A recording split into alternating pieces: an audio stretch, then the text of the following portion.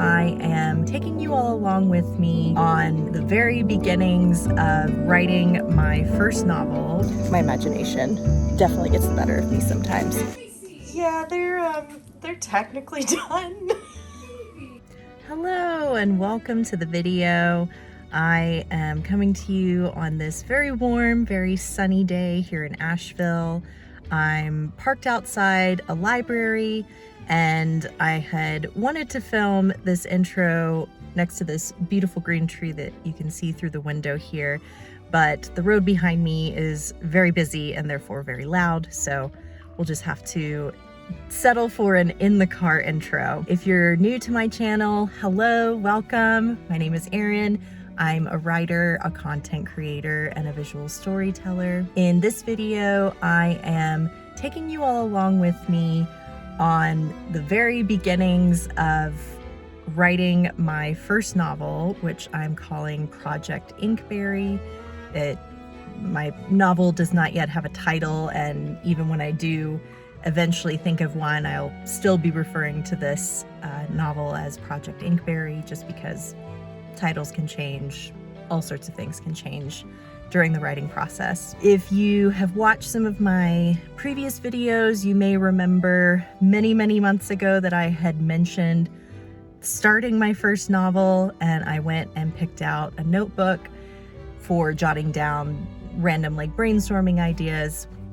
I've brought my notebook with me today. I've also brought my laptop. And the reason I've come to the library is I'm really good at procrastinating, and I'm really good at distracting myself with other tasks that I deem more urgent.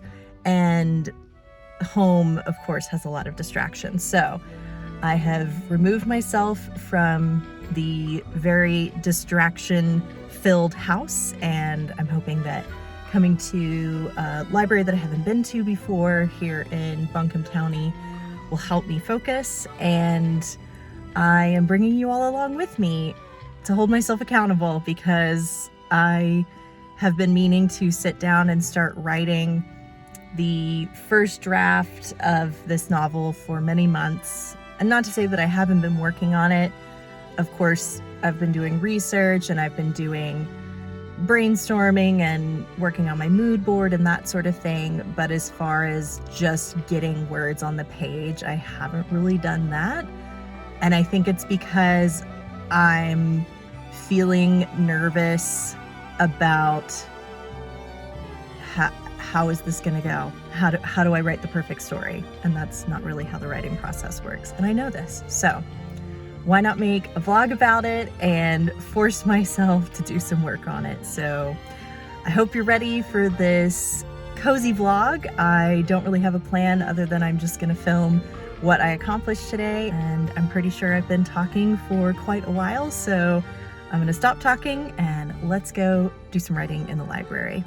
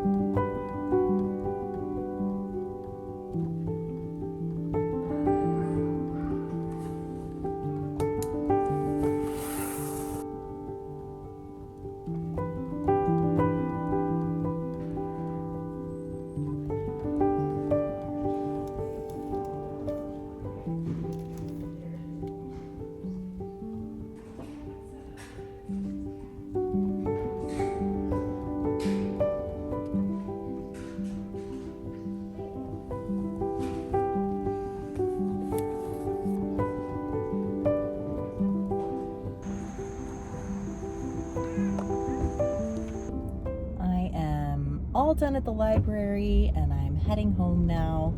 I called Cynthia right after I got back to the car just to tell her the 70 words that I was able to write, and she was so excited, and she was asking me like, oh, is that 70 in addition to what you wrote back in college, or is that 70 new words? And it is 70 new words.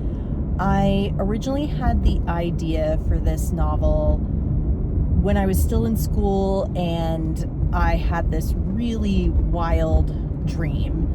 And it was the type of dream where I woke up a few times, but then when I fell back asleep, I went immediately back into the dream and picked up where I left off. It was almost like a movie. And that dream is what inspired the first chapter, which I wrote as an assignment for my creative writing class. And I'm considering chapters 1 and 2 that I wrote all of those years ago to be my zero draft, because my writing style has changed drastically since my 20s. And today I officially started draft 1, and I'm very proud to say that I have 70 brand new words in my first draft. It's not a lot of words, but it's a start. The overwhelming feedback that I've read and heard from published authors is to just get words on the page. Don't worry about them being good, just write. And you're going to be rewriting, you're going to have multiple drafts of this story, so it doesn't need to be perfect. And yeah, I think, at least so far, the hardest part of this process has been getting started and actually writing. I'm really good at planning and brainstorming and coming up with lots of inspiration, but actually sitting down and getting started has proved to be my first hurdle. I imagine that as I go on through this process, there will be more challenging hurdles, but I feel really good. I finally started.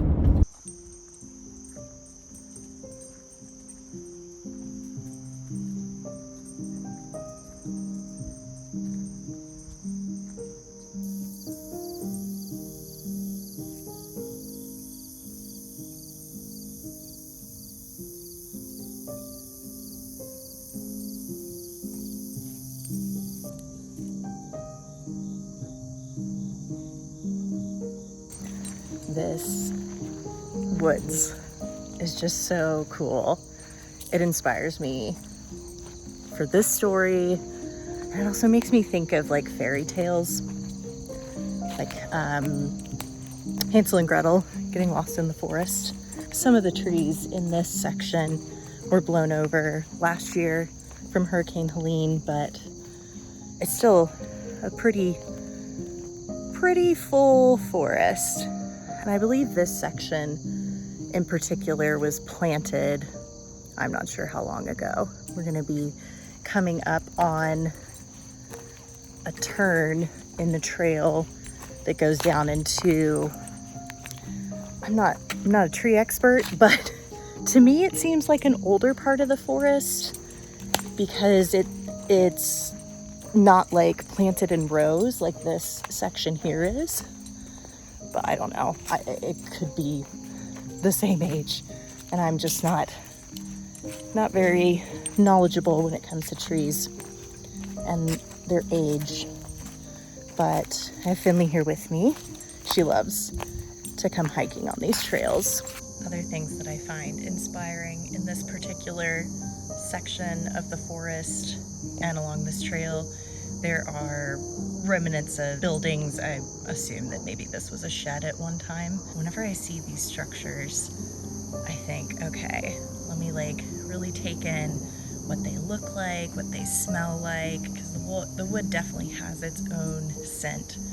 And yeah, they just kind of look like skeletons or ghosts. And here is a really cool kind of spooky view.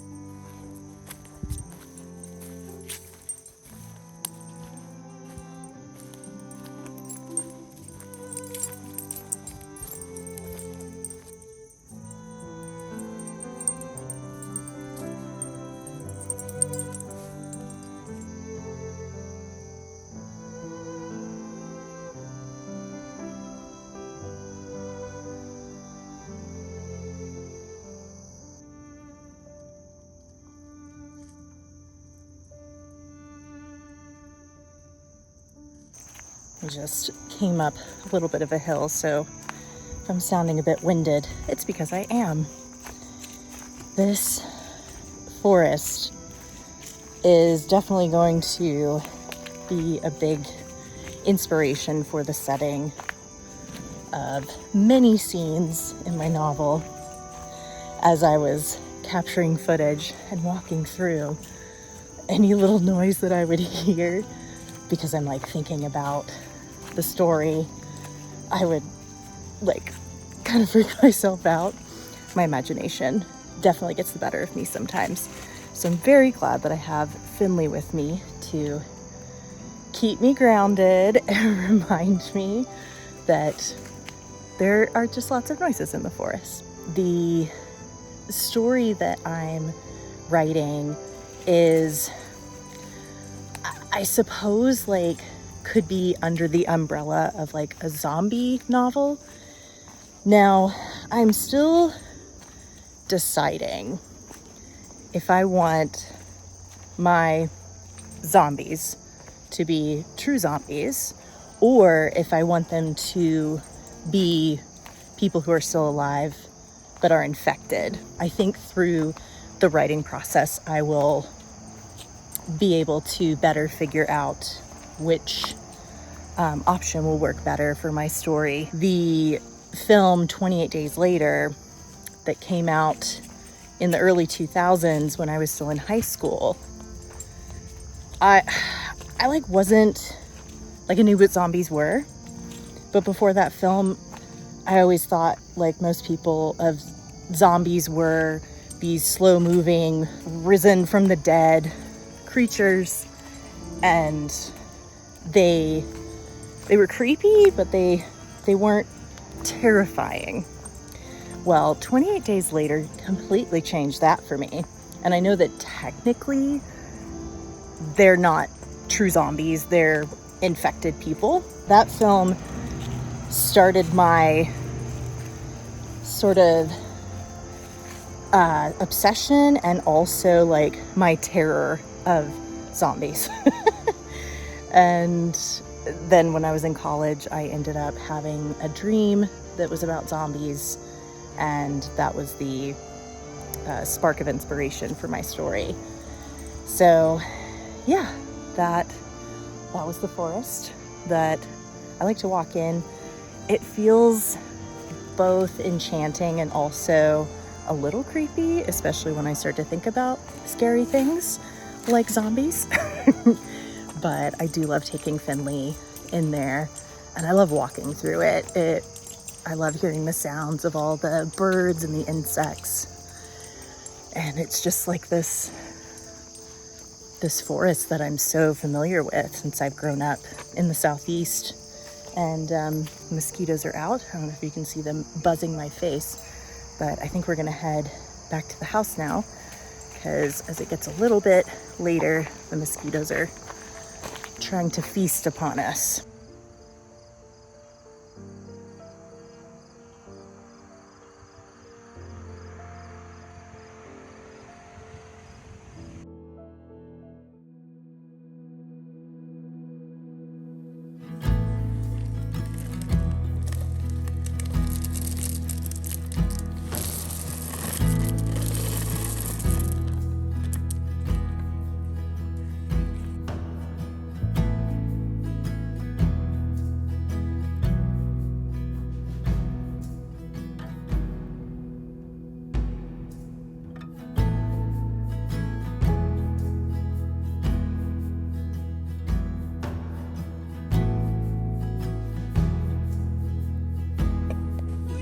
Yeah, they're technically done. They look like the surface of the moon. You're very kind. I definitely should have chilled the dough before I baked them. Sorry, Vivi. Are you okay? I'm sorry. Kitties are tripping you, aren't they? Oh, I'm too. Well, does this constitute as one and this constitutes as two? Oh my goodness. Well, I still have more dough. I don't do know if better that's the just, second time. I don't know if that's just a chilling thing, babe. Well, with vegan butter, you really have to let it rest before you pop it in the hot oven. I skipped that step. Because your wife was hungry and kept bugging you, going, I want cookies! Are you filming? I am. They're like fat-free cookies because they're so They're good. not fat cookies.